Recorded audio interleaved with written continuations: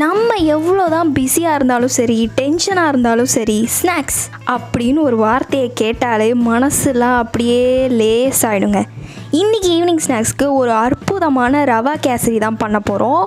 உங்களுக்கு உடனே ஈஸியாக வீட்டிலையே டேஸ்டியாக சுட சுடன்னு ஒரு ஸ்நாக்ஸ் வேணுமா? அப்போ இந்த ரவா கேசரியை ஒரு வாட்டி செஞ்சு பாருங்கள். It will become your favourite. இந்த டெலிஷியஸான ரவா கேசரியை செஞ்சு முடித்ததும் கிச்சனே மணக்கும் பாருங்கள். இன்னும் என்ன பார்த்துட்ருக்கீங்க? வாங்க செய்ய ஆரம்பிக்கலாம். நீங்கள் பார்த்துட்ருக்கிறது cooking with Meena and Leela channel. நான் உங்கள் Leela with my mom Meena. ஏன்னா மக்கா இன்னுமா சப்ஸ்கிரைப் பண்ணாமல் பார்த்துக்கிட்டு இருக்க?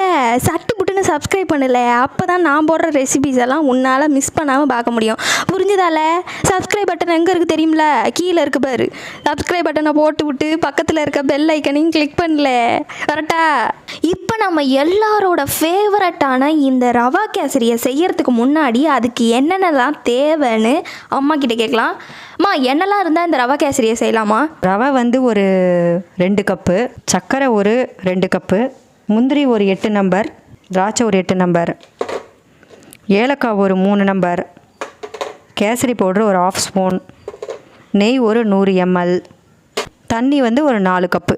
இவ்வளோ தாங்க இந்த ரவா கேசரிக்கு தேவையான பொருட்கள். ரொம்ப சிம்பிளாக இருக்குல்ல?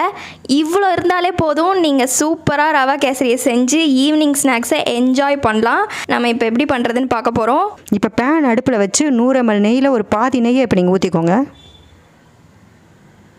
முந்திரியை ஃபஸ்ட்டு போட்டுக்கோங்க. இப்போ திராட்சையும் போட்டுக்கோங்க. இப்போ நம்ம எடுத்து வச்சு இந்த ரவையும் அதில் போட்டு வறுத்துக்கலாம். இப்போ நீங்கள் வாட்டர் ஆட் பண்ணிக்கோங்க.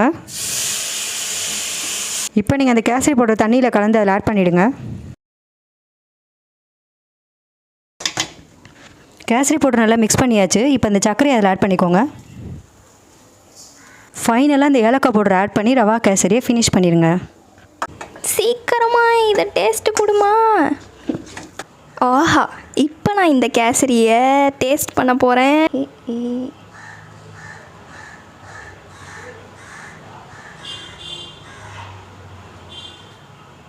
பார்க்கவே டெம்டிங்காக இருக்குது.